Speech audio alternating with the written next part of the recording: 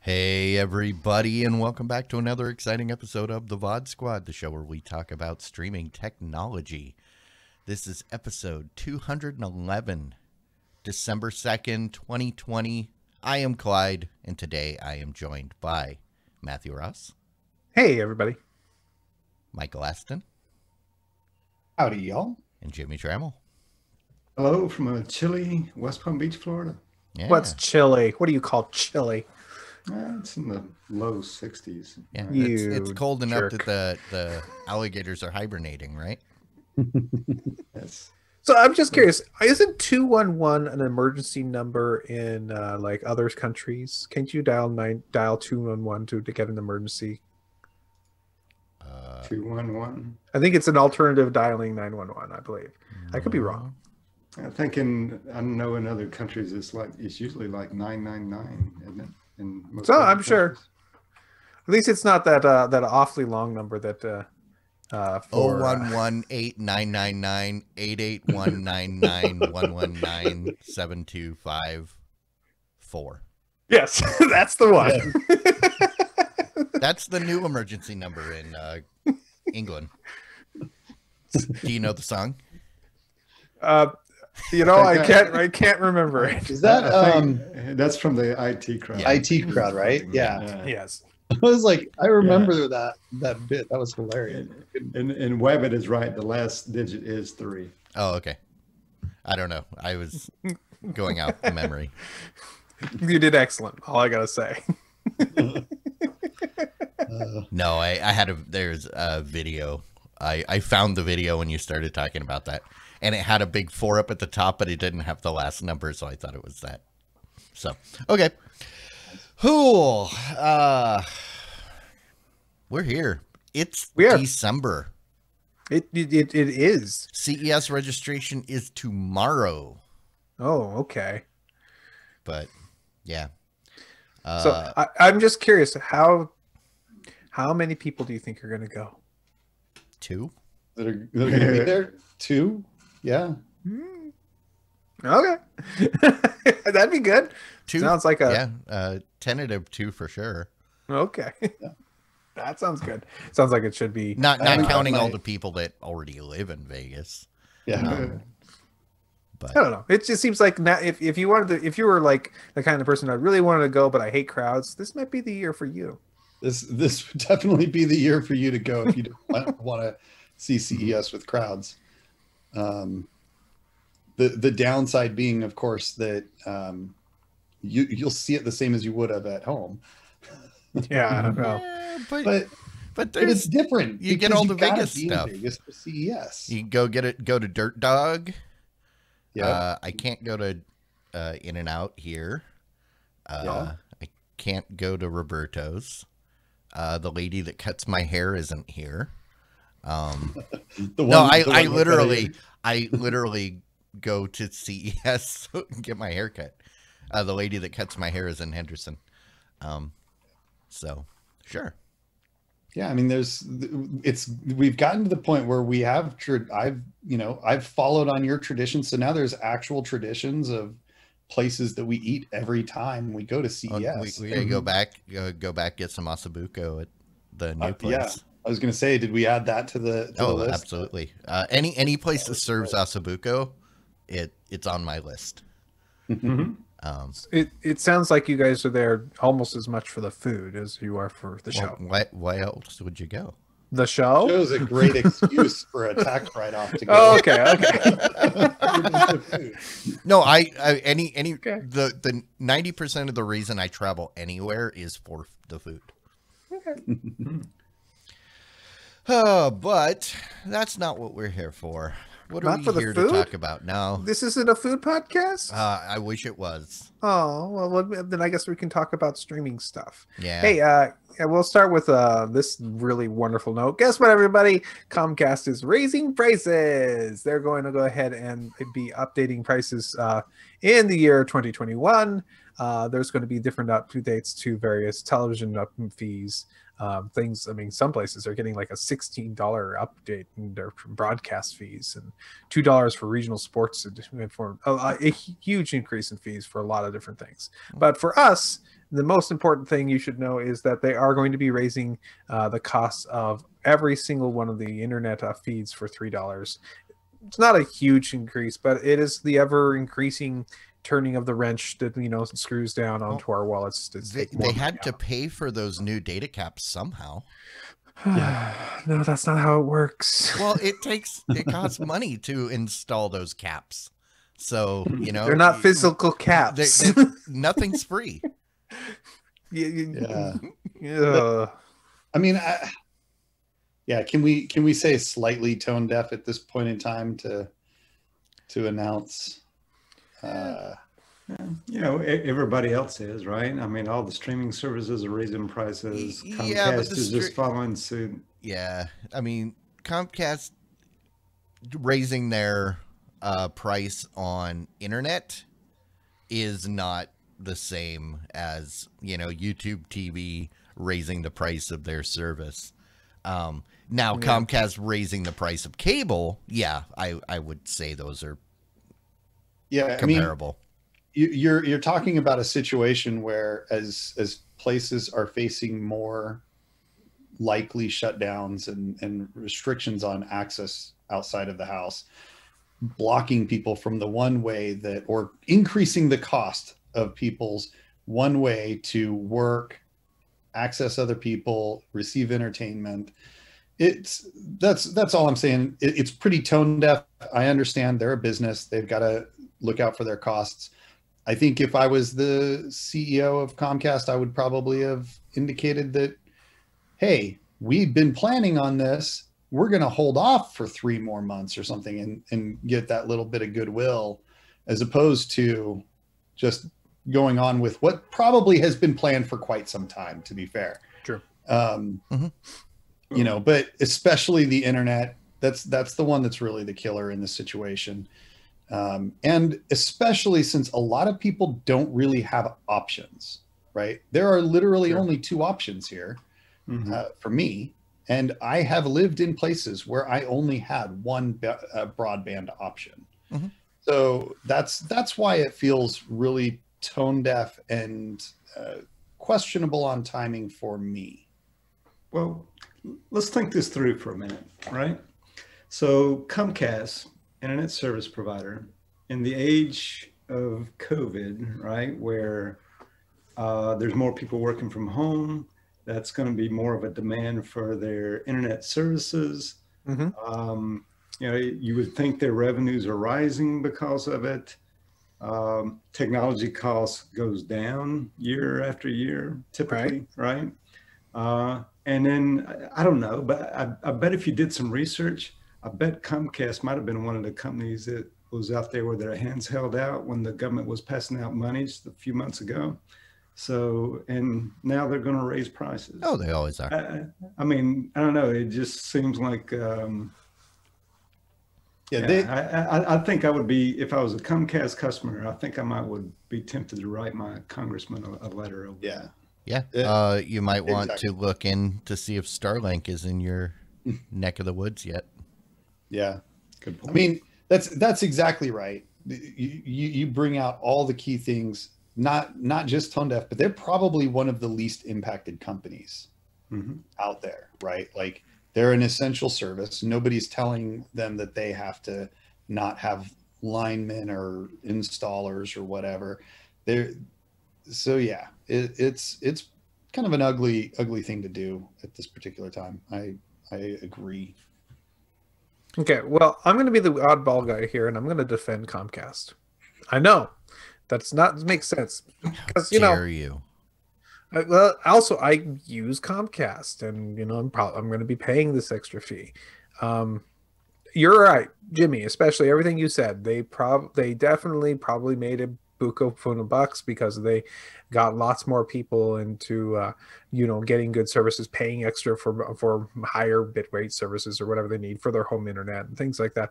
I have no doubt about that, and I have no doubt that they probably did ask for money from the federal government, although that seems stupid to me. I agree with that, but at the same time, costs of everything tends to go up. Just that's natural inflation.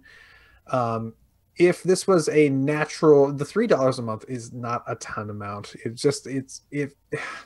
it were me and I were Comcast, I'd be like saying, hey, we're looking at that over the next 10 years, we're going to be updating your price every year on this date, this much, just so you know this is going to be the standard due to inflation increases. That's probably standard stuff, and that's probably okay. That being said, Mike's right. They should have been way ahead of this and explaining, hey, this is what's coming, and it's going to be let you know that, you got 2 months or whatever the amount of time that it would be nice to let them know something's going to happen. 1 month doesn't feel like a yeah, especially if you're in some sort of contract. Yes. Yeah. Hey, wait a second. That might break a contract, technically. Yeah, read your contract. Yeah, it depends on the contracts. Yeah. Most likely, they cannot raise the price mid-contract, so you're locked into your price until your contract ends. Yeah. Okay. Yeah, but I mean, raising prices right now just doesn't feel right to me. And even if you were going to do that, lift the data caps. Lift the data caps, and then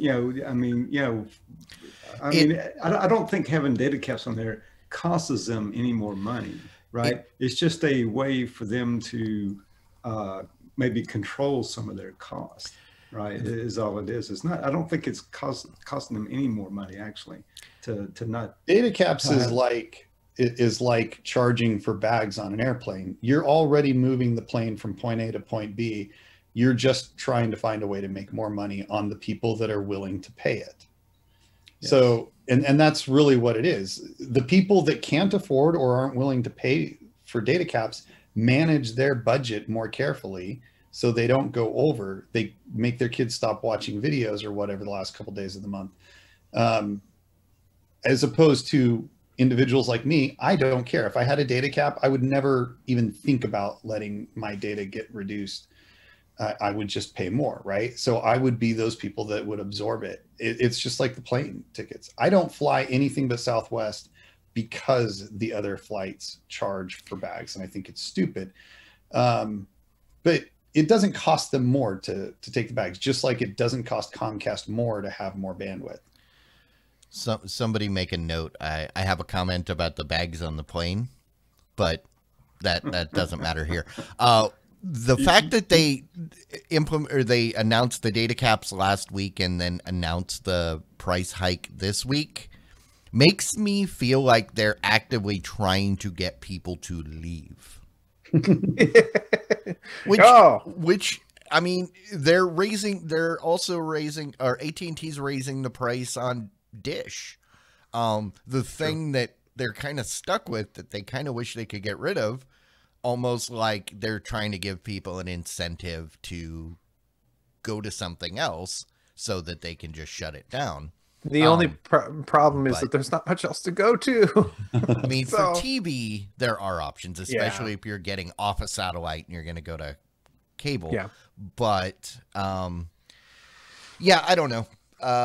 This is the first time since I moved that I'm glad that I'm no longer on Comcast. So we'll just leave it at that and move on. All right. Next story is a story about the thing that I misread. So I actually thought that the word was this a little different than maybe it shouldn't have been on this story. But anyways, hey, if you like classic RPGs and you like old computers, you should be happy to know that a Japanese developer has ported the game Wise 1 and Wise 2. I think I'm pronouncing that correctly. nobody ever told me, to the Sharp X68000, which is an old PC that was only sold in Japan. When I originally read this story, I thought it was a 68,000 was an old Sharp TV that was in Japan. I thought that somebody had ported it to the TV, which I thought was really freaking awesome. Now that I've read the story, it's just an old port to an old system, which is a pretty cool thing. I like seeing people take old games and give them new life. That's good stuff too. But no, my mistake. So there. Oh, I don't know if you can read that. There's Wise 7. Yes. You know, I actually played 1 and 2 on my PSP. I only got into this franchise because of my PSP. So, and I've got Wise Origins on my computer. I am just curious why. I get that the original port of Wise 1 wasn't good, and Wise 2 never made it onto the platform, but is there like a subculture that is still rocking this PC today? Yeah, I mean, I kind of envision it as like I had my Commodore 64. Yeah. And I kept that thing up and running for decades after it should have been in a landfill. I mean, right? people still use the 64 for different things. Yeah, exactly. I mean, there is a little bit of that like old PC nostalgia that some people hold on to. You know, you'll occasionally see somebody that has like a Commodore 64 PC sitting behind them, or the driver there. And so I think that there is definitely that kind of subculture. I don't know about this particular Sharp PC. Of course, I wasn't in Japan in 1987, so why not? But I certainly have that nostalgia of at times wishing I could go back and replay Pirates Gold on my Commodore 64, or Art of War. And then I really stopped for a few more seconds and I think about it, and I was like, wait a minute, those games were really wouldn't hold up in the test of time. But I did love them in that day, and I think that just like Dragon Warrior is one that I can still go back and play Dragon Warrior 1 and enjoy it. I think there's people out there that probably are the same way with this. Yeah, it was just, I mean, if this had been released for something like, let's say, a Commodore that still is in, you know, the people's mind, or in the current zeitgeist is the right word. Thank you. Yeah. That would, I wouldn't question this as much. I mean, there's still people producing NES games. Every once in a while, you'll get like a brand new something for the NES. Mega Man 9, didn't that come out for the NES? Because that was something that was widely available, something that is still widely in use. I don't understand this move unless I'm willing to bet whoever is behind this has been bitter since 1991 that Wise 2 never came on his computer, and he finally got to the point in his career where he could do this. So it's more of a vendetta, personal mission. And I mean, the other side of this is while Wise 2 was never released on this particular platform, yeah. 1 was. So yes. There's a very low lift effort to get 1 re-released on it. But the version that was on 1 was very bad, and they made changes to it. So on this platform, it was bad. So the new version is faithful to the original. I thought it. Yeah. The port. It was a bad port originally. It had 3D, had like 3D bosses, which. Oh, okay. You know, well, whatever. But yeah, interesting. So, I mean, if you are a fan of the Sharp X68000, 68,000, I guess. Yep. You're in luck. It's going to, yes, and they will come on 3.5-inch floppy disks, and you won't need to swap your disks, swap in a blank to save. Isn't that nice? Yeah. So And if you're interested in more of that 8-bit computer era, go ahead and check out the 8-bit guy. He's got all kinds of cool stuff about that. Hey, so Microsoft, they're the new productivity company. They're about making sure that you are very productive in your work. In fact, they've got these tools, Microsoft Office, you might know about it. And this really cool to program platform, you might even called Microsoft Teams, where you're supposed to have chat rooms and shared documents and video conferences in it, right? Mhm. Totally cool. No problem there. Now, they've decided that they're going to look into this idea of being able to score your meetings. Now, what does that mean, score your meetings? that means they're it's- looking at your mood and your gestures, and Correct. they're creating an audio background, right? No.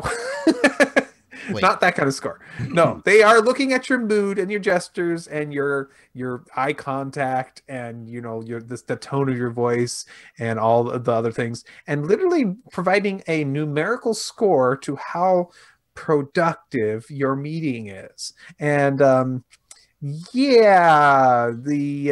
Microsoft channeled the Chinese government. sort of.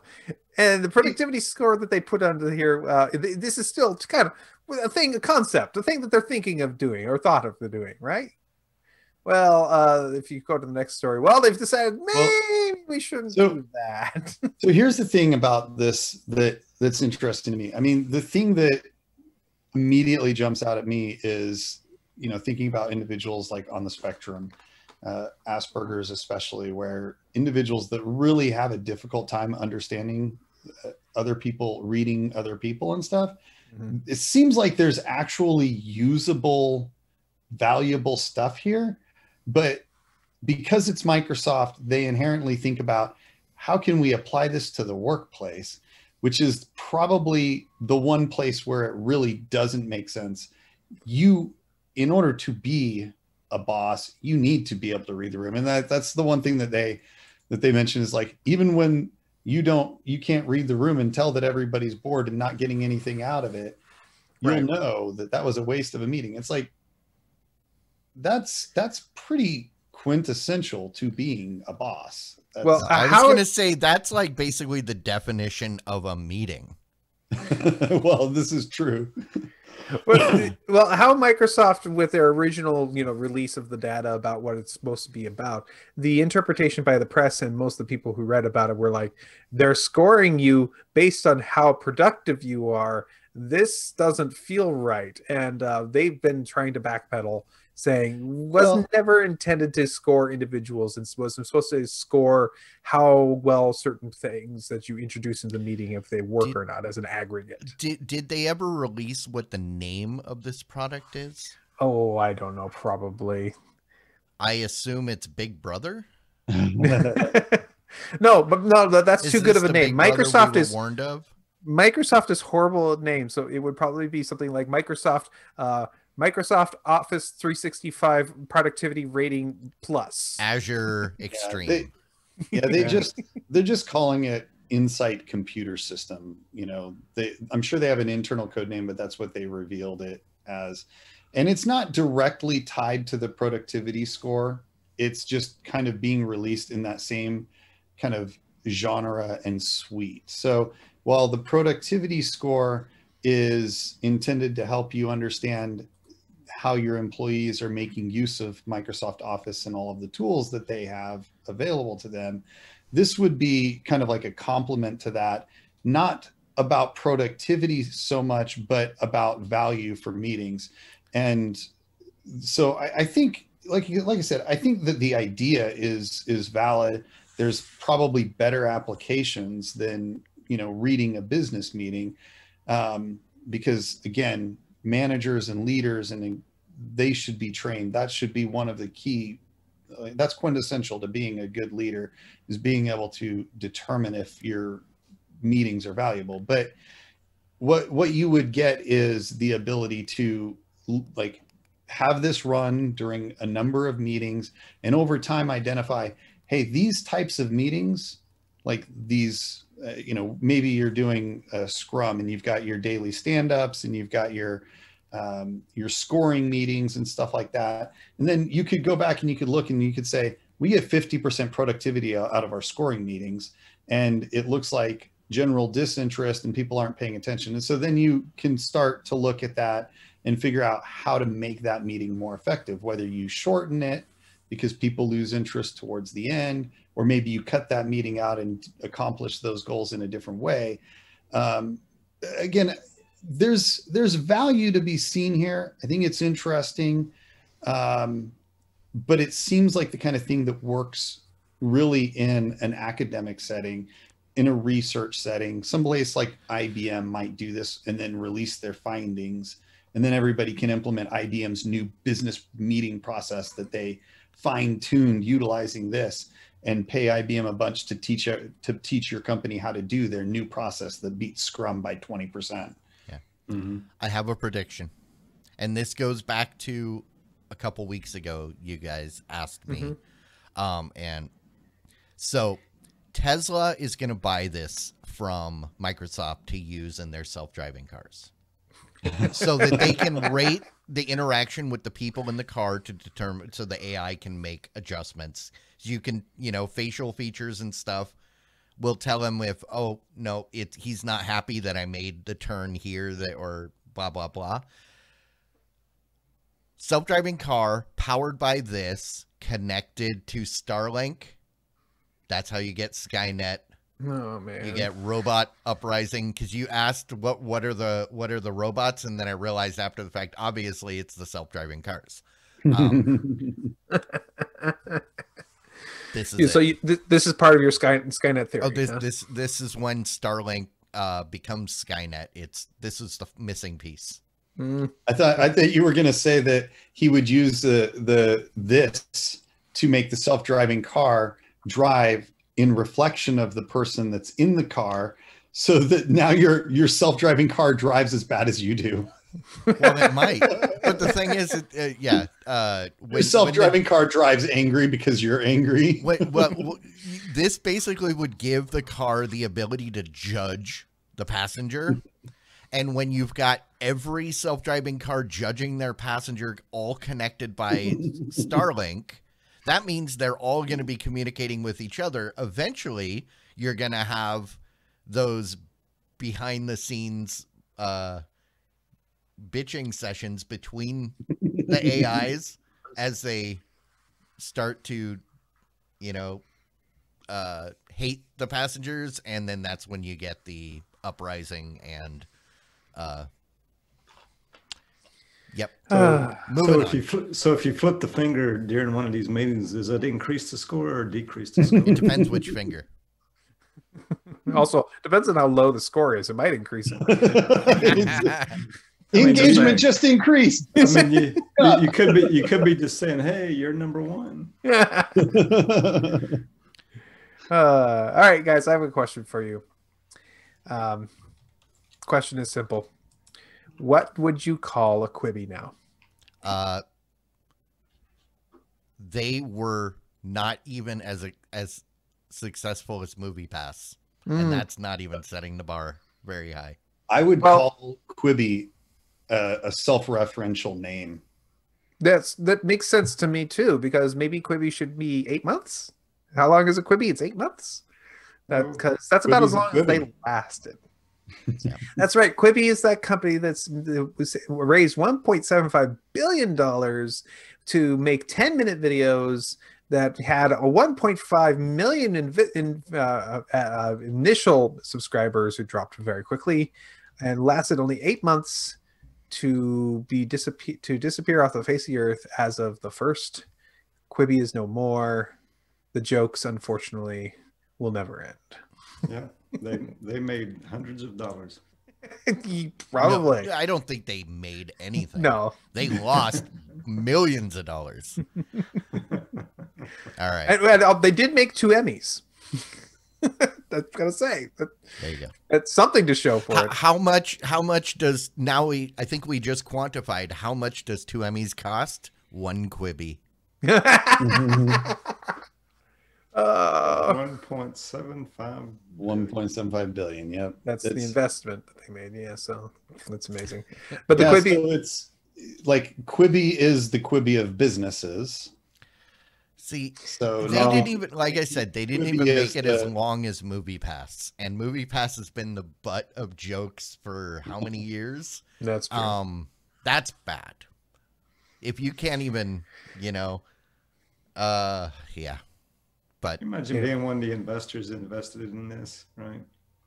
I'd be pissed Yeah. off. can you Yeah. imagine being Katzenberg, Yeah, I'd be trying to find a place to hide. who talked his friends, people like Steven Spielberg, into being part of it? Yeah, I'd be like, you can't come over. We're quarantining. You can't come in.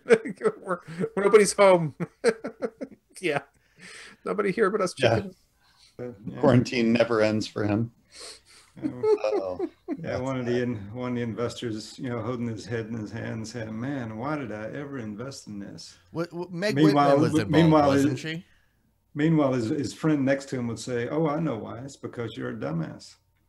Oh, Meg Whitman was involved, right? yes. Yeah. So, I mean, she hasn't done anything good since eBay. So, Yeah, she was involved in eBay. Oh wow. Hey guys, you want another way to pay for a Sinclair channel? Good luck for you. We've got this new way of you buying Discovery Plus. That's right. is that the new Star Trek channel? Where it's just all Star Trek Discovery all the time? Unfortunately, or fortunately, no, depending on how you look at that. No, it's the Discovery Channel. That Discovery Channel where you can watch the Discovery Channel and also a couple other things. Apparently, it's got a couple of the other channels available as part of this network too. But Discovery Channel for Discovery Plus is a new streaming service that is available for $5 a month with ads, $7 without. with ads. What? I'm sorry. You can already buy this, get almost all of this stuff through Philo or one of the other different services.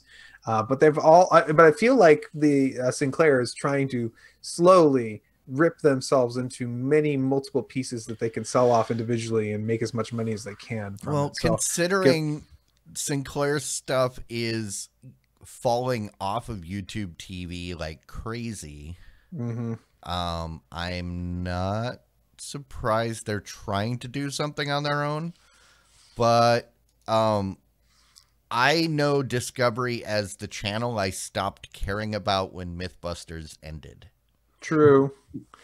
I don't think I've watched anything on Discovery since was that 2015 when they finished? I Or have watched 2011. maybe 2 or 3 episodes from Shark Week. The only one I actually remember watching in the last 5 years was last year. Andrew Main had an episode on Shark Week, and I watched that. I think that might be it. The full extent of what I've watched on Discovery in the last 5 years since Mythbusters went away. I agree. The great thing about the Discovery Network and the History Channel pretty much has all gone away, which was a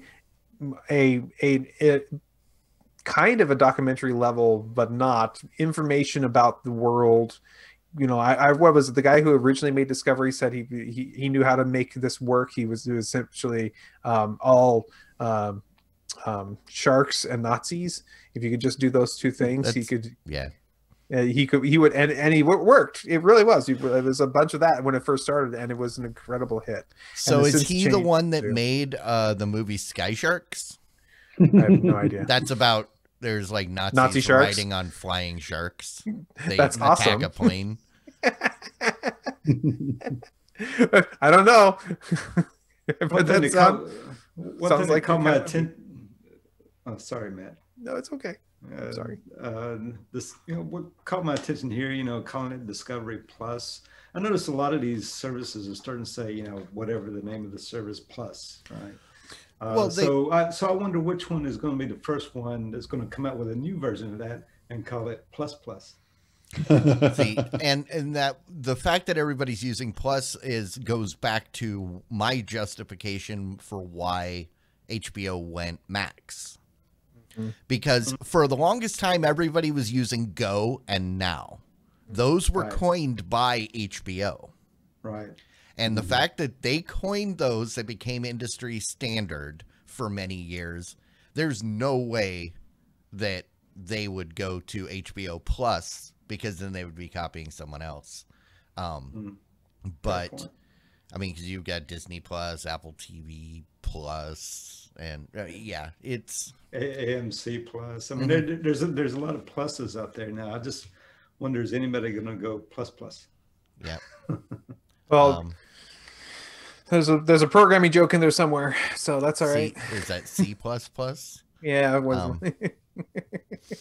That's going to be the new CBS after they realized that Paramount was a bad idea as well. No, it's Google's going to relaunch their social media network, and it's going to be Google Plus Plus. It's G plus plus. G plus plus. Cool. Could be plus. No, minus. I'm just waiting for everyone to go to XL. And then, Well, then they have to go XXL. Yeah, I mean, and come then on. triple XL. To show that they've really got a lot of content. I mean, the one thing I am somewhat interested in this is Discovery Plus, or just the Discovery Networks, TLC, Food Channel and stuff. They're in like every single package that everybody provides. So it's the easiest one to get a hold of. But as somebody that doesn't want to subscribe to those, I'm going to cancel Hulu when the football season's over, of course. So I won't have any way to get this channel. So I kind of like that I could theoretically subscribe for $7 to watch Shark Week, because I actually really do like watching the Shark Week. I think that's kind of cool. And they'll get $7 a year from me, but hey, it's better than nothing, I guess. Yeah. Well, you know, one alternative to that could be Curiosity Stream. Yeah. You could probably buy almost a whole year's worth for like what, $12? Actually, I did buy it last year for $12 because they had it on sale. Normally it's $20, and so they had it down to $12, which is $1 a month. And how much did you watch it? Watched one show. I fell asleep during it, and it was like, I've watched several shows on there. Yeah, I don't watch it all the time, but I've watched several shows on there. Yeah.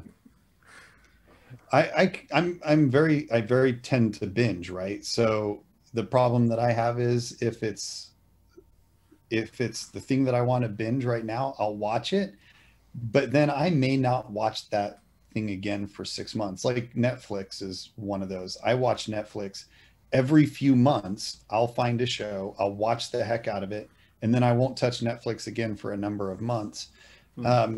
Everybody in my family uses Netflix, so it's okay for me to just keep paying for that all the time.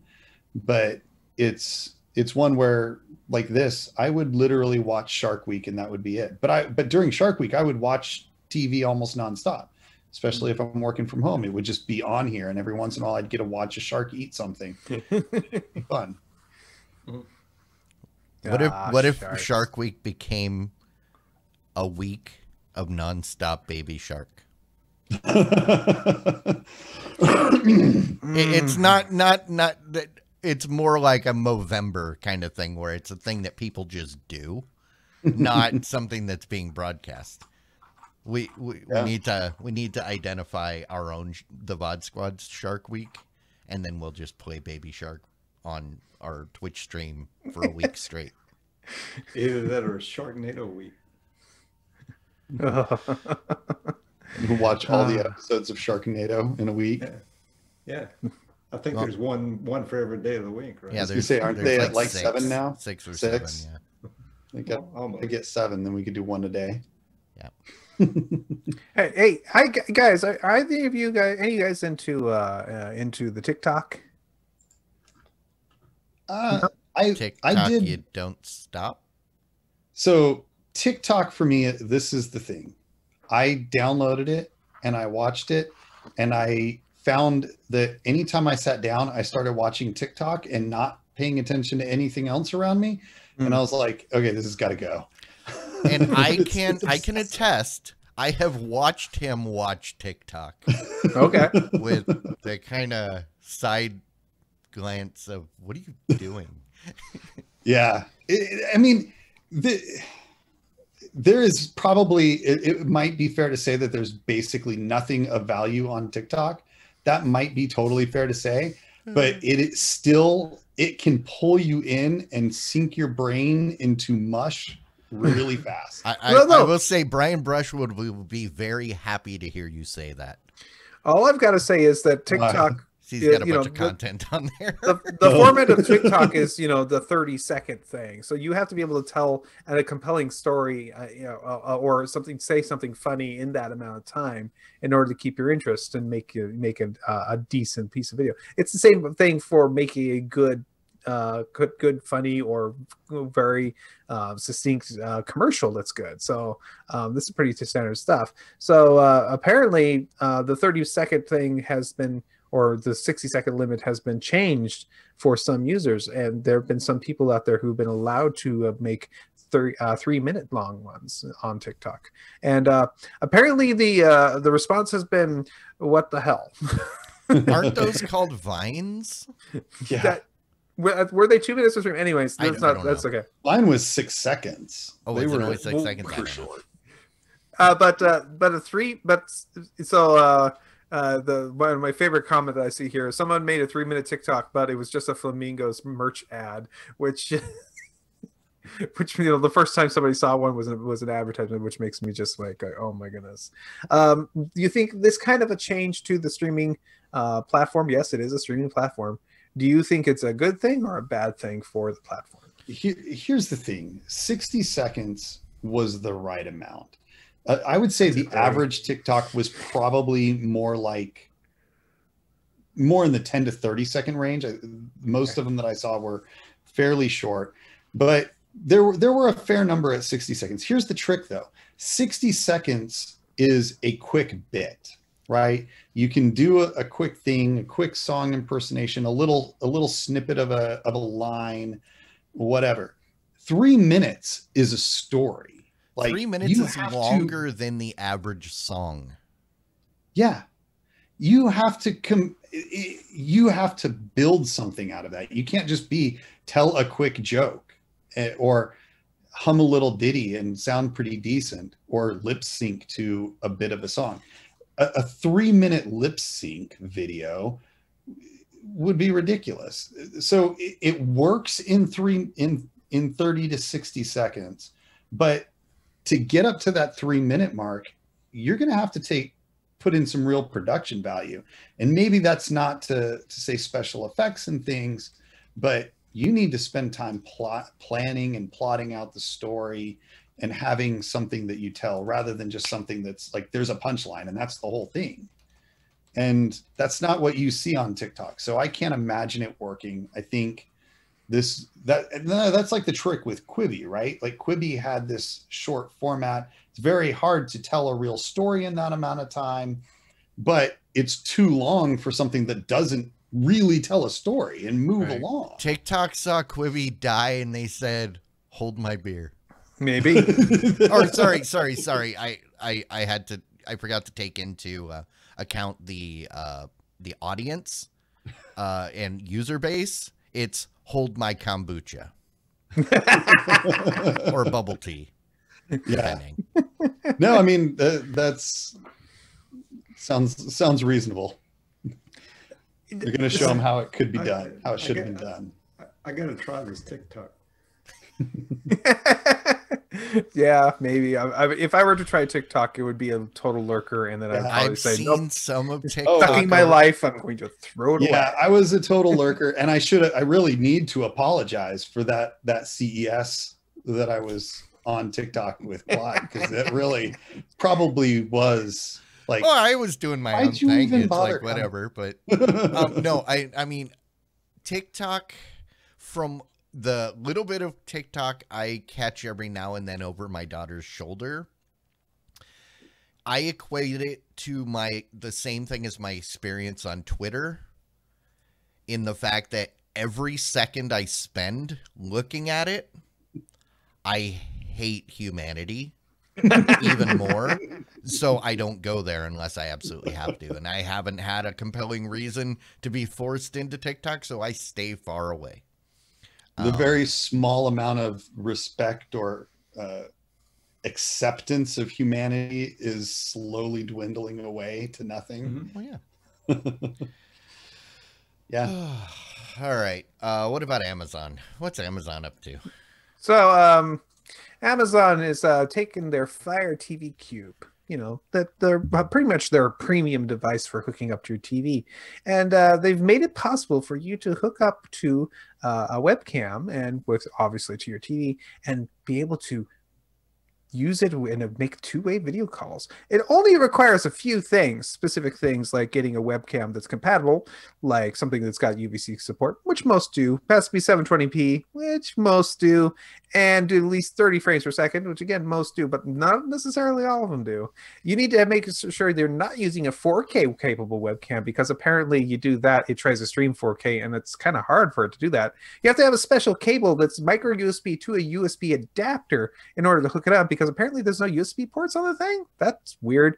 And then you can use it to use that ever so wonderful service to talk over with two-way.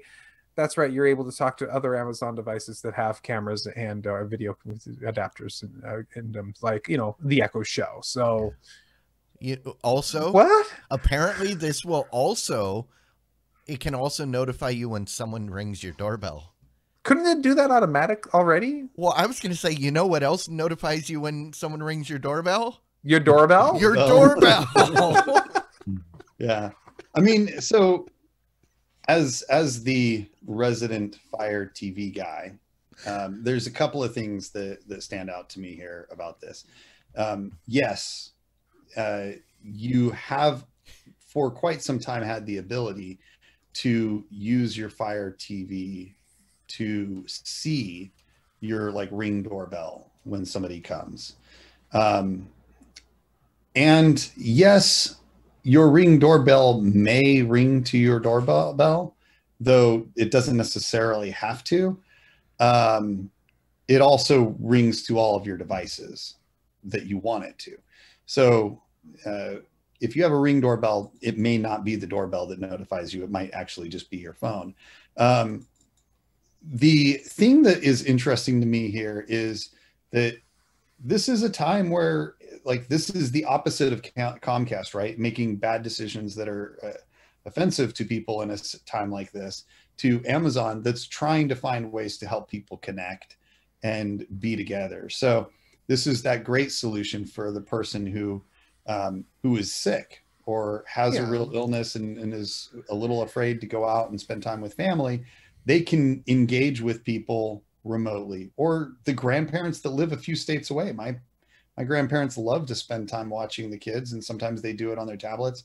This is an easy way. My parents have a Fire Cube. We have a Fire Cube, and they could see the whole room and engage maybe a little bit more interactively with the kids on something like this.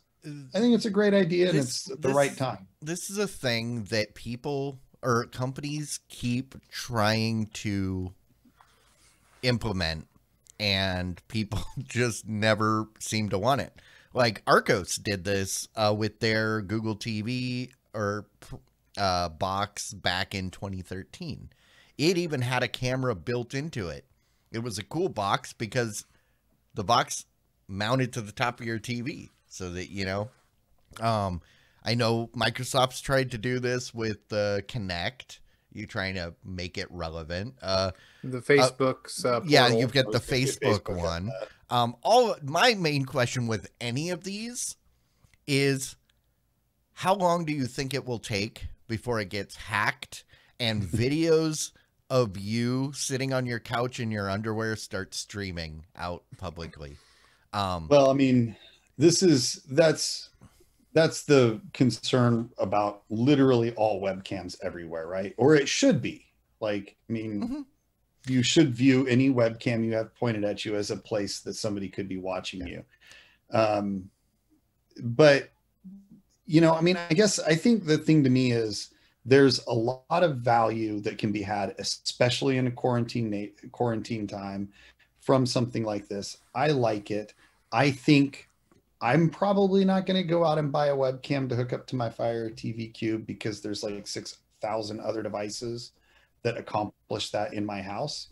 But I could see my parents asking me to, and then I would, right? So I think it's pretty cool. And I certainly would include a camera cover and a button that's a hard although it is a good incentive to keep your living room clean because you never know when someone's going to call you. All right, so I got no problem with the concept of putting a camera on this and putting it into your living room and doing this. I did this for Thanksgiving. I plugged in to my my Android TV this webcam and used Google Duo on my Android TV to call my mom and have a nice 45-minute conversation where she could see the whole room. My only issue was, for some reason, it did not pick up the microphone on this webcam. I had to play this thing out and in front of my TV, but that's okay. It still worked. And she was able to, from her tablet, be able to call, be able to talk to us, which was great. And my problem with this is that the kludginess of this setup, because it has to have a special cable, it is not compatible with very many different. I mean, it's compatible with enough, but there's apparently some gotchas with webcams. And the only service it currently works with is calling other Echo devices. Seems like, man, there's you got a little bit more to go, guys. Just a little bit more to make this work, be seamless. So yeah. And don't get me wrong, I'm not saying it's a bad idea. I'm just questioning, number one, if people are finally ready as far as the market. Is the market there? And also, I'm questioning why they're just trying to shoehorn this into an existing device rather than selling a $30 device that you put on top of your TV. Either developing something to do it or, adding it to the next version. Unless they're trying to test the market. Doesn't Amazon sell an Echo Show already? Yeah, and it works with Echo Show. That's the point. Yeah, the Echo, but you can't use the Echo Show with the big screen in your living room.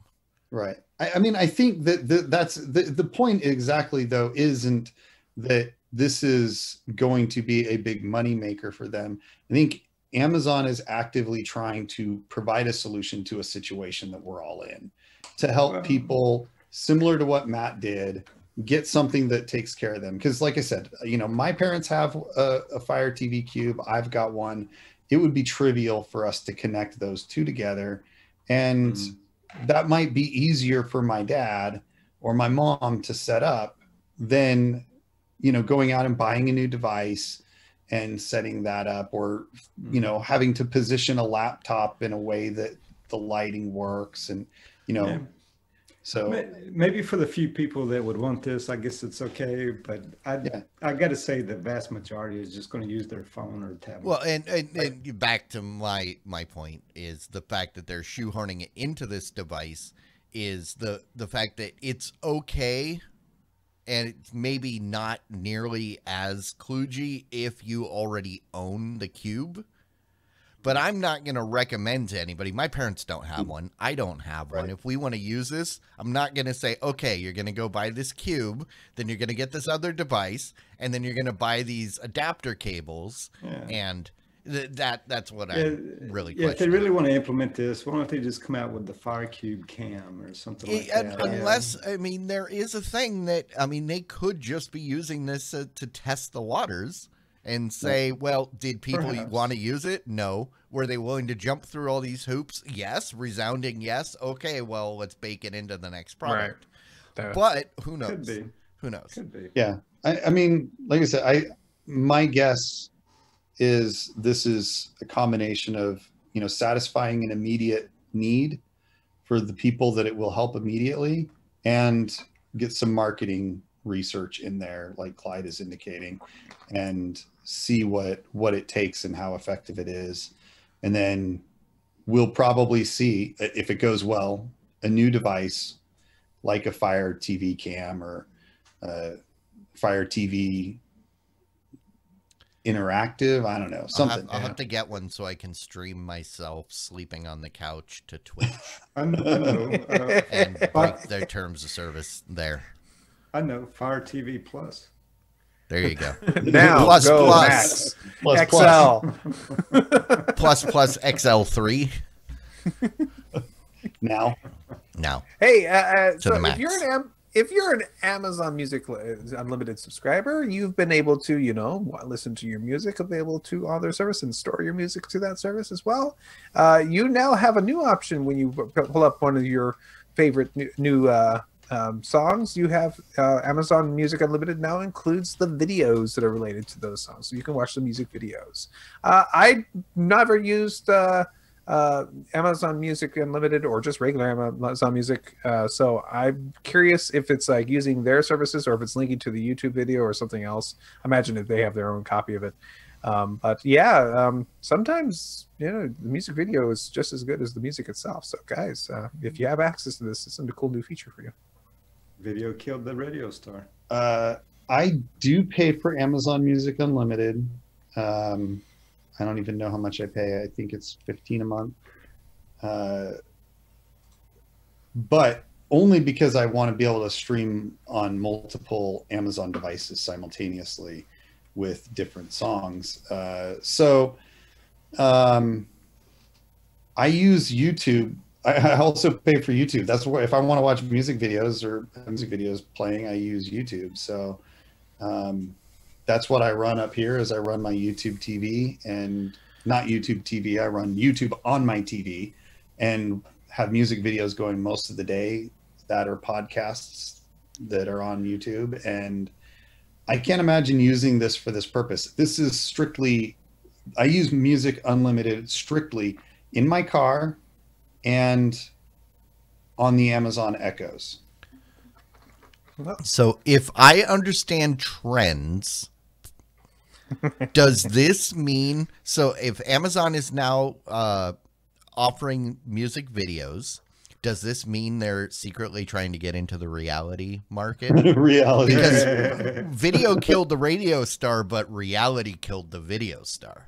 No. Yeah, you get that right. Maybe Well, I think you're onto something there, Clive. So I think they're secretly they want to get into reality TV, and this is music videos are a gateway to reality. That's the first step. Reality, air quotes.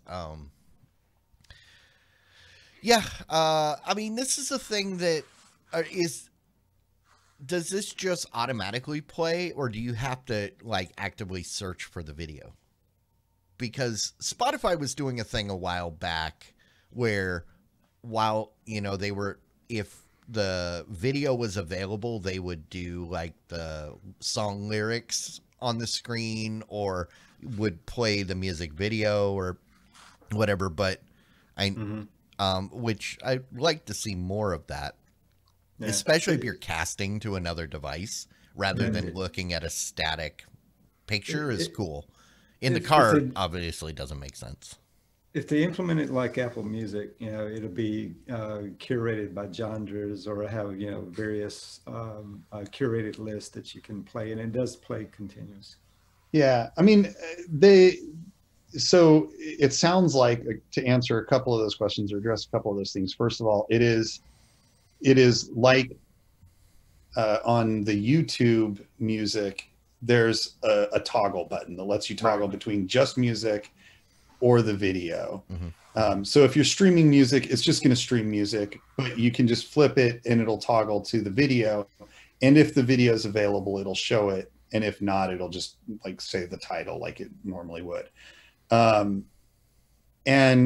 so I think, okay, that's fine. I don't know many people that would get much use out of this.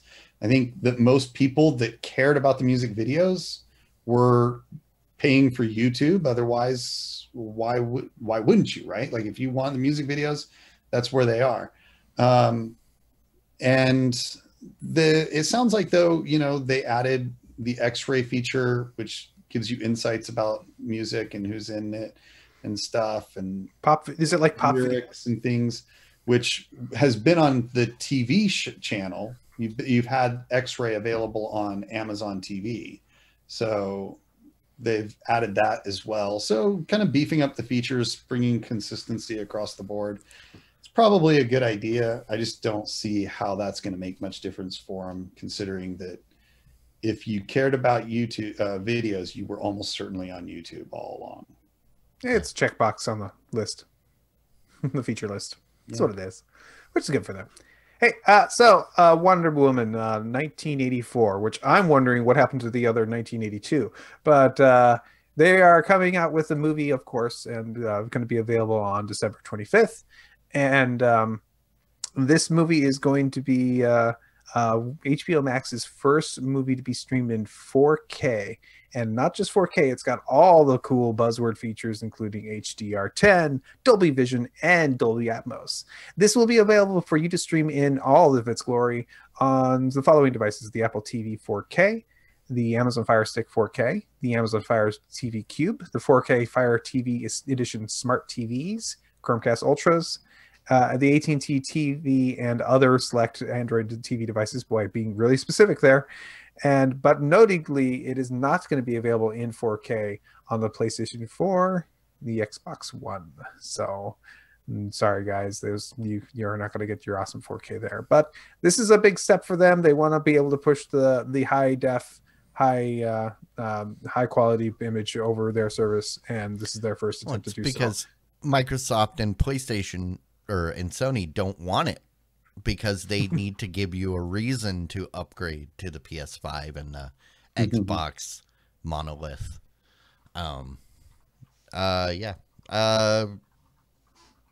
Okay. Great. Good for them. That's all I have to say. I have no interest in this movie. Well, this is less an announcement about the movie. This is more an announcement of their first 4K. No, that's what I'm saying. That's why I said, okay, good for them, because I don't have a 4K TV. We just changed the rhetoric, and it's the same reaction. Now, see, this changes my priority. I'd kind of been thinking, maybe there's nothing that I need a big screen TV for at home. I don't need to go spend $2,000 on a 4K OLED TV, but I really want to see this. I loved Wonder Woman 1. I think Gal Gadot is like the best Wonder Woman ever. And she's the whole reason you got into Fast and Furious. No, didn't even know she was in it. Yeah. But I liked Wonder Woman. I thought it was really good, and I think she's really good at this. I will definitely see this. I will get HBO Max just so that I can watch this. Unless I can buy it at the same time, which I don't think I can. I think it's only going to stream on HBO Max for a while. Well, if only you had access to HBO Max. Yeah. And that's fine. I just want to see it on a bigger TV. So now I got to think, do I want to buy a bigger TV so that I can see it? Because 55 inches is just puny. Well, I'm excited for it. I have HBO Max because I use American Telephone and Telegraph for my internet service, and I have a 4K OLED television. So yeah, I can't wait for this. And it's 65 inches too, right? It is. Yeah. See, you got my ideal setup. It looks like I'm going to have to upgrade to Jimmy's level. No, you got to outdo Jimmy and get that 8K TV. Okay. So that way you're ready for story that. Wait, did we? I think we. Never mind. Okay. It's not, or I don't know if we're talking about it later. Okay. Hey, whatever. I'm just gonna say real quick on this next story. We don't really need to get into it. It's just a heads up to everybody that Fubo TV, which we talk about here and there, they've been making moves, and they're buying Balto Sports, which apparently is going to make this is their first step into online sports wagering. Ooh, no, that's kind of scary.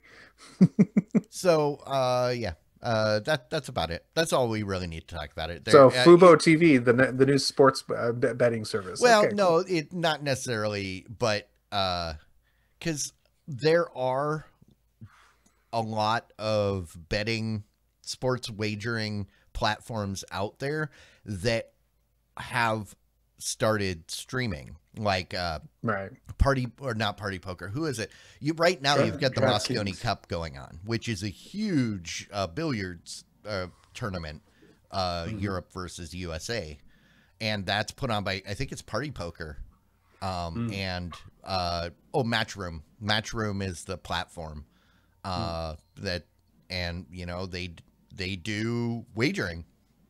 And they do the streaming, and you know it makes sense that you know Fubo is a sports-centric streaming platform. You may as well have you know some sort of way to get in on that wagering. Very cool. But yeah, if you want to know more about it, if you're a nerd for the details, there's a link. Gamblers that or individuals that have gambling tendencies, beware. This is taking your options to a whole new level.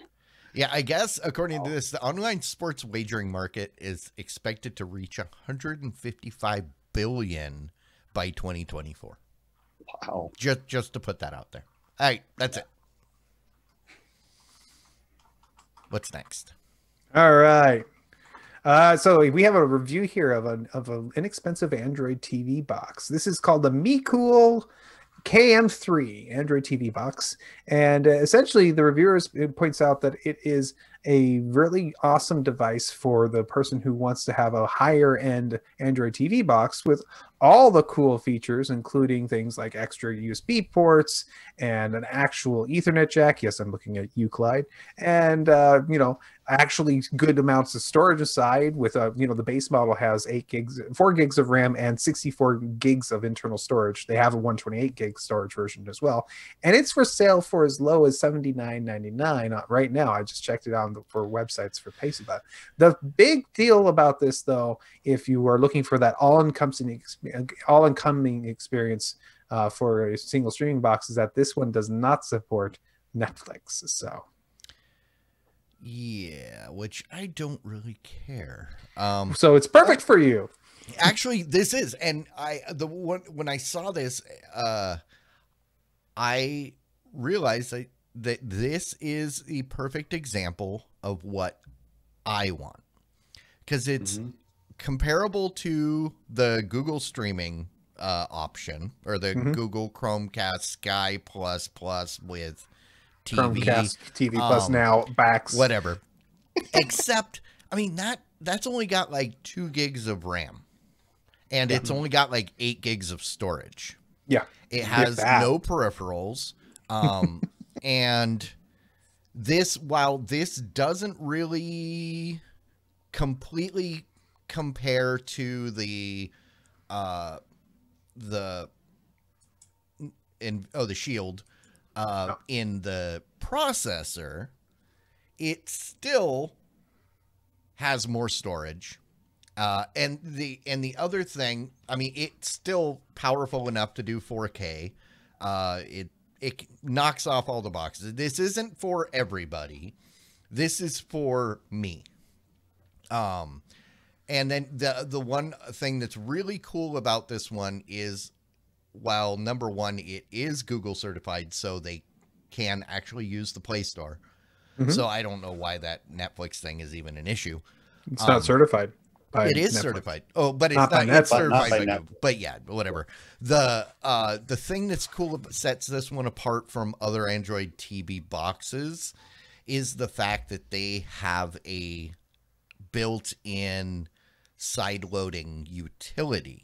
Oh, really? Built into it. Nice. So side-loading is always an option with Android.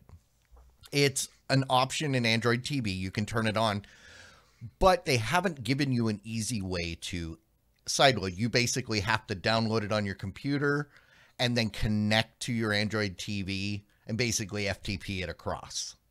You know, you can get it there. It's hoops that normal people don't want to go through. I always found it annoying, and even though it was fairly easy, they have a built-in utility to help you sideload apps. So nice. That's what really sets it apart, aside from the fact that it has good specs and a USB port. Three. And $100. Oh, I mean an Ethernet port. I meant an Ethernet port. Yeah. But yes, it's got multiple. And it's less than $100. Yeah. I mean, sure, the Shield has a better CPU technically, Yeah. but it's also it's like $100 more. So with less storage. So Yeah. yeah, I'll take the more storage and more RAM over the slightly dongle. better CPU.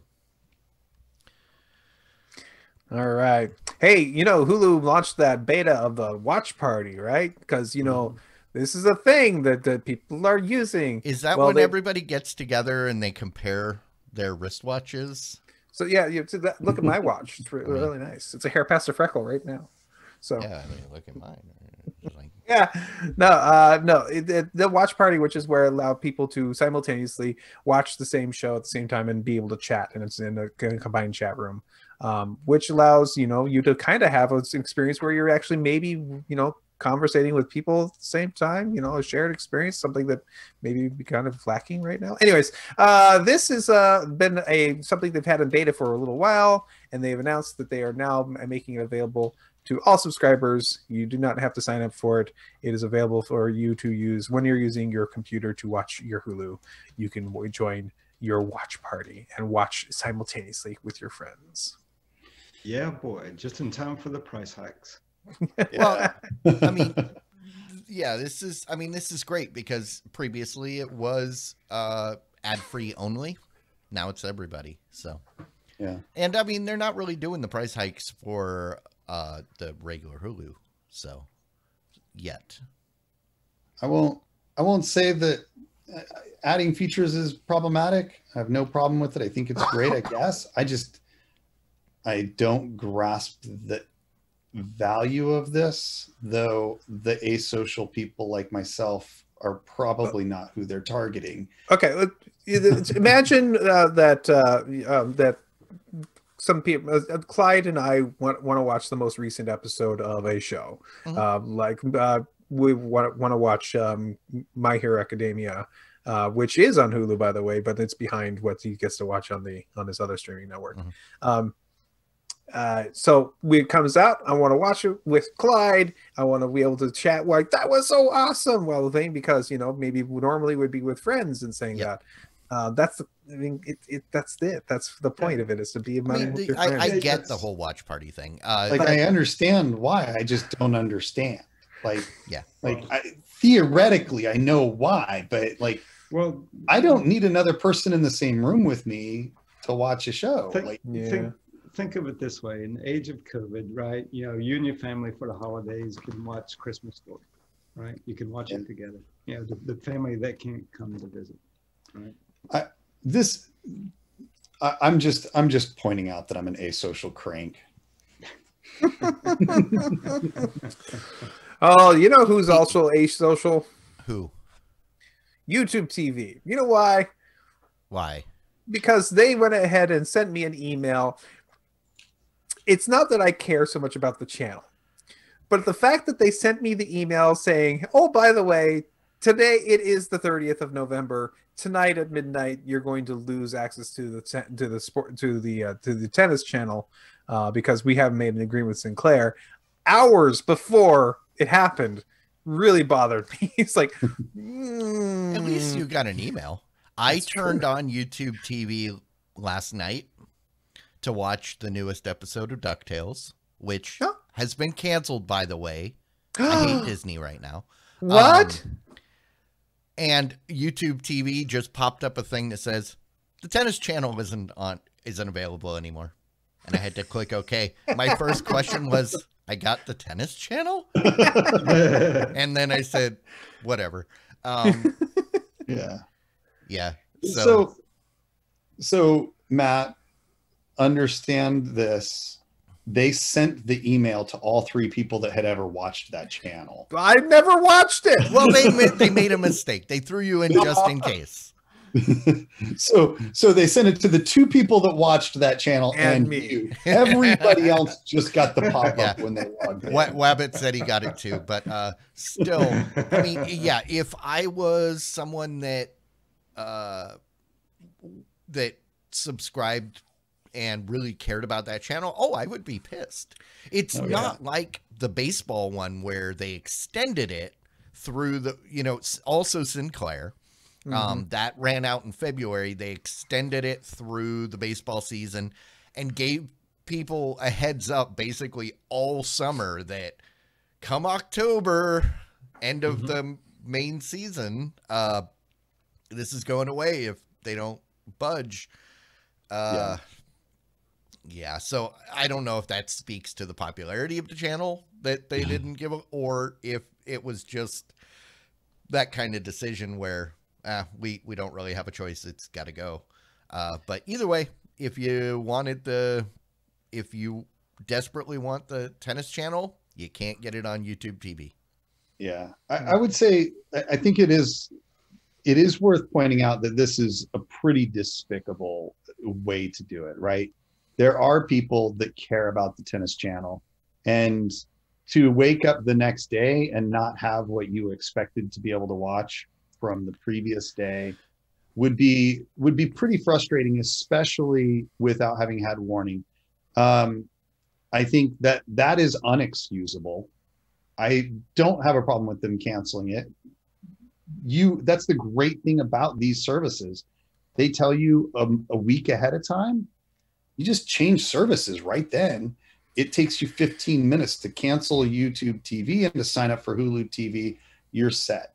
I love that. And that's what's great about this. But no warning is completely unexcusable.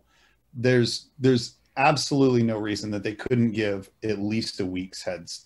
Yeah, and the only thing that I can guess is that they didn't notice because they probably thought there was going to be a renewal. Yeah, I'm guessing that there was discussions happening. And then they came up to the and something fell through. Point where they could no longer show it, and there was clearly not going to be. It was like a oh crap kind of. Because if they had continued showing it, then they'd be breach of contract. Yeah, they'd be in trouble by Sinclair. So I have a feeling it wasn't really something they were planning for. It didn't feel like it was an oh crap damage control kind of situation. And I'll just simply repeat, that's not excusable. No, it's not excusable. It's just possible. I mean, but sometimes stuff happens and it's messy and. Could have been worse. Could have been. It totally could have been worse. They could have just taken it off and not told anybody, or taken it off right in the middle of the French Open. No, if they took it off while not told anybody, most of us wouldn't have noticed. So maybe it would have been better. I don't know. Oh, kind of like AT&T did to me with HBO Max. They just took it off my plan and didn't tell me. Yeah. You know what? Oh well. All right. Well, if you're sad about losing, the tennis channel, maybe you'll be happy to know that YouTube TV will be picking up the channel called Nextars. It's called WGN America. Is this like WGN that the Chicago station? It's Chicago station. Yeah, they make so some pretty Nexstar owns WGN. That's why this title is terrible. Because you have to understand that what Nexstar is, and that Nexstar is the parent company of WGN. So basically, YouTube TV, if you're sad that they are losing, they've lost baseball and they are losing tennis, well, never fret. They're getting WGN. You will once again be able to get those curfew notices that it's 9 p.m. Do you know where your children are? I miss those. I like the WGN station. They've done, for the scrappy channel that they are, they've done some really cool originals. That show about the Manhattan Project was a WGN show. There was some other stuff that I don't remember now. Oh, about I believe Married with Children. Well, no, Married with Children was a Fox show. They just they lived in Chicago. Oh, okay. But I think WGN had carried the reruns for years. But yeah, if you're a fan of WGN, and I think WGN will give you Cubs baseball. I think so. And possibly Bears football. So that right there could be added bonus. So Yep, absolutely. All right. Well, last story of the night tonight is that YouTube has added new features for YouTube streamers, especially useful for live streamers that are using the YouTube platform. What they've added is a couple things like live redirect. This is a way for you to have a pre-show, which is technically a different stream or different show that you can have running before you go into your live stream. That way, when it's time to actually make your show, it can be just the show and not the pre or post show part of your stream. This then will automatically have a redirect of your current show into for your pre-show into your current show. Very much kind of like having a raid in Twitch. It's like the pre-show thing that you can already do in Twitch. Okay. Pre-roll, and the other they call it. And also it looks like there's another feature that's being set up in here called trailers, which is also another short clips thing, which you can do before a show starts. You can actually have anywhere from 15 seconds to 3 minutes of a little show that you can have on there to basically, in a world where you could watch stuff on the internet, we have a video you can watch about stuff on the internet and have a trailer before your show starts. And again, this is another thing that Twitch has been yelling at me for over a year that we need to make for our show. So yes, they're creating parody or parity, not OD, parity with Twitch. Can I have the parody one? I want the parody one. Right? Yes. I don't like that those two words are pronounced exactly the same, mean completely different, and they're spelled different. Parody and parody. OD or IT, right? But TY and DY, yes, but correct. All right. Yeah, good for YouTube. They need to stay competitive. The battle between the two of them means more only features, good things for good us stuff as users. So, indeed, awesome. That is the news of the week. All right. Well, that brings us to the point in the show where we talk about the people that pay the bills. Well, actually, they do now. They pay the Zoom bill. That is the patrons, the people that support us financially for whatever reason, whether it be they feel sorry for us, or maybe it's that they don't want to watch us live and they want a custom RSS feed so they can listen to the what I've been told is the superior VOD squad. And whatever the reason, I don't care. I am just glad that the patrons are out there. If you are a patron and you are listening to this, you hopefully you noticed that you got charged yesterday. And hopefully they didn't notice. Hopefully it's not a problem. It's like, I guess maybe it's no problem at all. It's just no problems. It's wonderful. Yeah. It's wonderful. But when you see that little charge on your bank statement at some point in the future, just remember that little charge, that means we love you. Yes. That's just our way of saying thank you. And indeed.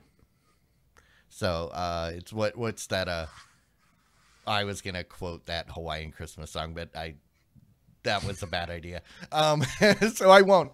Thank you. If you are interested in supporting us for whatever reason, there is no limit. As much as little.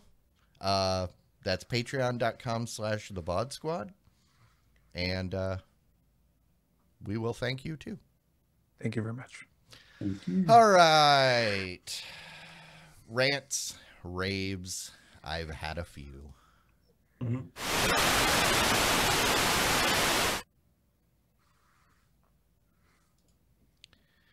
All right, guys. What do we got? Anything? Oh, why isn't there a hard drive in that tray? Because it's Still? So they've acknowledged that they've received it Finally? 2 weeks ago. Oh. Wait, did That's you all they've finally done. get the acknowledgement that they got it 2 weeks ago? Or did you get Yes. an acknowledgement 2 weeks ago that they got it? I got the acknowledgement. Basically, we had the show 2 weeks ago, Mhm. and then like the next Friday, they sent. I finally got the. I was able to go check my status and say, Oh. "Oh yeah, we got your drive." It's like that, and I said it in like 3 or 4 weeks ago. It felt like at least. So it's been and they haven't done anything as far as I know. They haven't, but there's no status about what the day. It just says we've received it. So that's upsetting me very much. The other thing I wanted to say is that this weekend was full of all kinds of busy work from putting up Christmas lights and all kinds of stuff. But the big thing that we did in our house is we took the purple room, which you guys might remember is the previous room I used to be in, and it's no longer purple. It's been painted. That was a big project. Is it green screen green? No, I didn't get to pick the color. It's white and like a cornflower blue. It's nice. It's much brighter in there than it used to be. Let me put it that way. But that was a big project we did this weekend. And last but not least, I got one of these. This is a Ivermedia Live Gamer. I see my reflection. It's a game capture unit that I intend to start possibly using. Well, although I don't know what game I want to stream. If I want to stream anything, You're going to use it to stream stuff from Stadia? I don't have to. That's the point. That's hilarious. Well, you're going to plug your Chromecast into that and then stream it, capture it on your computer. And stream it to your TV. Yeah, Exactly. Yeah, the delay would be delicious. Yeah, I don't. I might try. The game I've been playing the most is still Zelda. I've been replaying that extend and taking my sweet time to do it. But I might. I don't know. I haven't decided what I want to do with that. But that's the future. That's so the one thing. When you get your Japanese sharp computer, you can use that game capture to stream Wise 1 and 2. I have to figure out how to convert it to HDMI though to get it to so I can capture it. You go into an analog to digital converter box first. Yeah, I'm sure they have those. It's the same thing you would use to take your video off of a camcorder.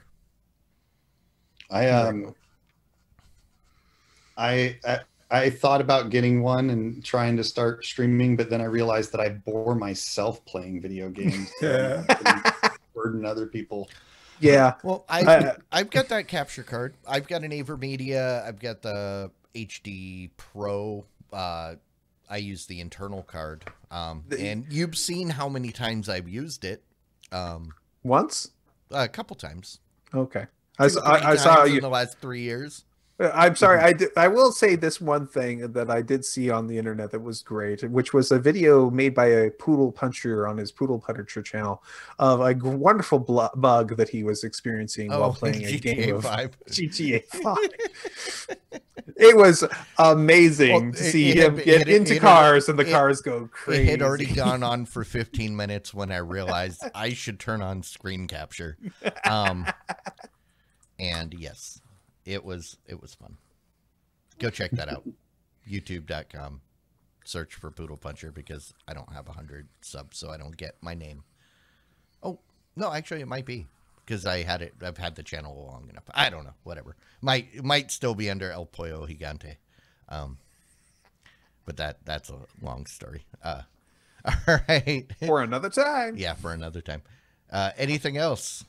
Or we move on to Mike. No. Let Jimmy go. He's got something. Jimmy, what are you sitting on? Yeah, so I've been circle back around. I watched the show Blacklist when it first came out. I think I was watching it, watched the first season or two, and then fell off the wagon for a long time, right? And recently started pick back up on it. I think I did manage to grind all the way up to like the end of season 3 and got into season 4. Well, I finished up season 4 recently, and now I've started season 5.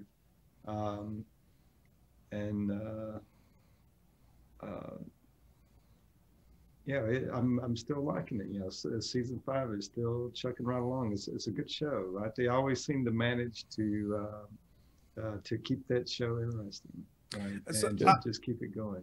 So I started that show, and I really enjoyed it when he was in the box and he was, you know, they were getting information out of him, and I realized they couldn't do that forever, and they eventually kind of, you know, broke him out, and he started doing his own thing.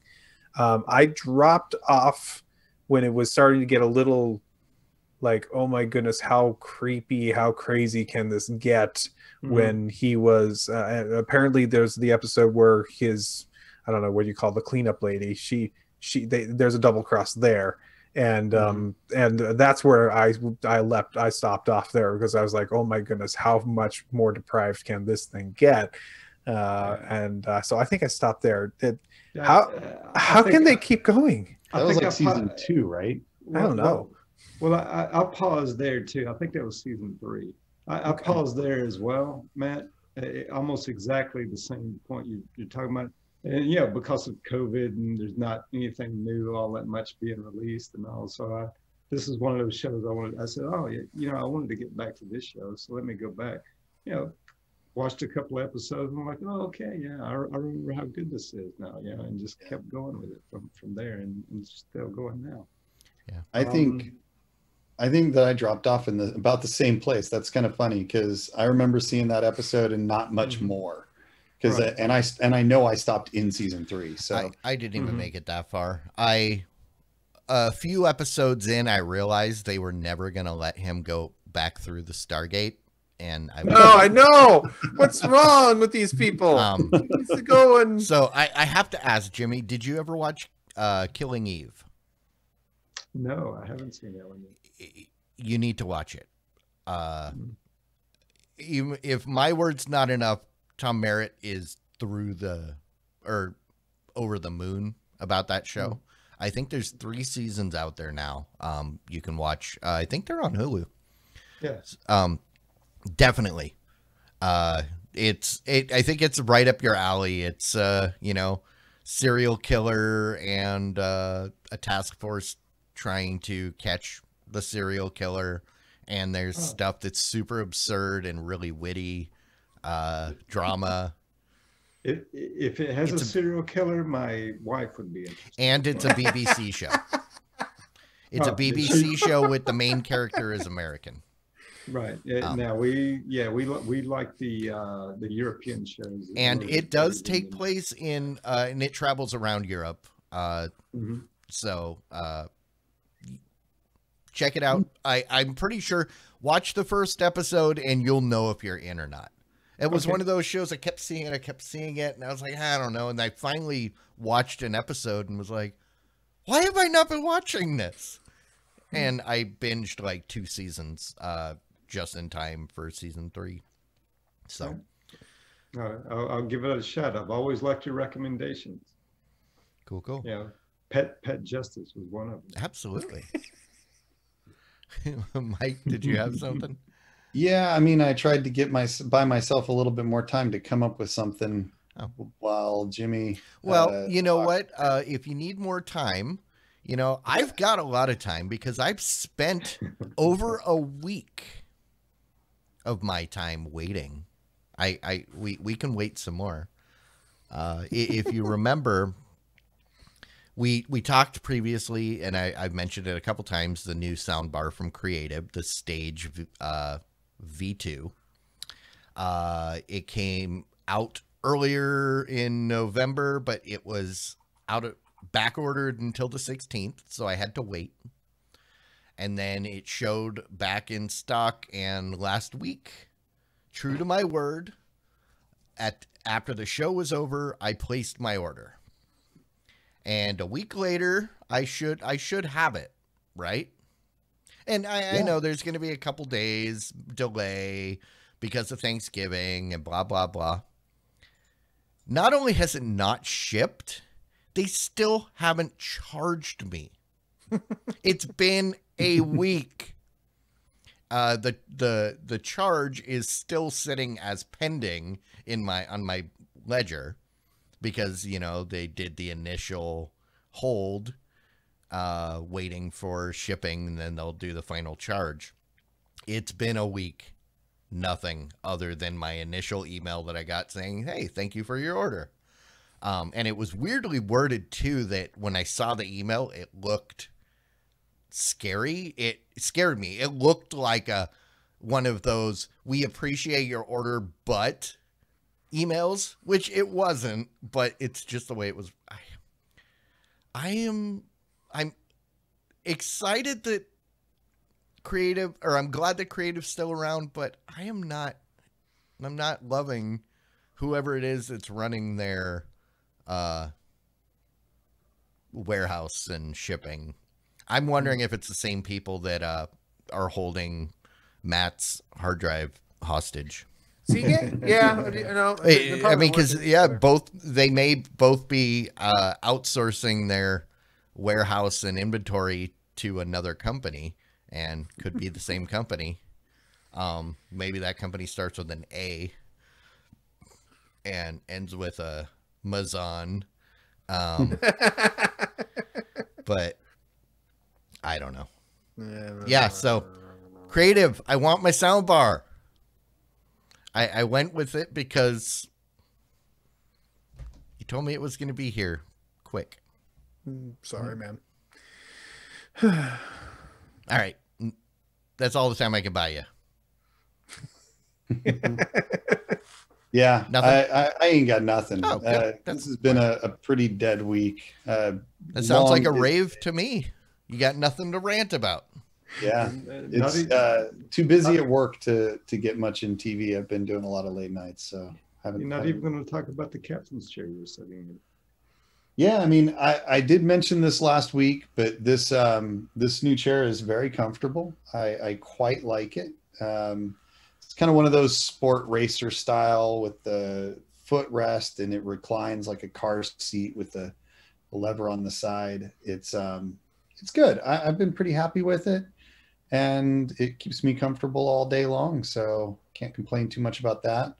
It's got a lumbar support that is made for a hunchback.